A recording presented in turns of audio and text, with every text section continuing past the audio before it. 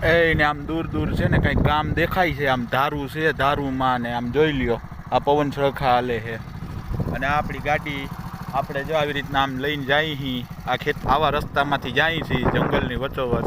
કોઈ એક ખેતર આવ્યું, ખેતરમાં એક ઝૂંપડી હતી અને આમ હાઈ ક્લાસ તો આવી ગઈ છે ધાર.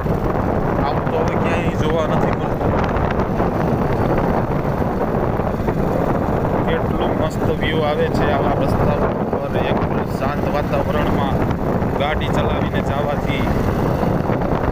આ સામે છે ને એ ડેમ છે આપણો.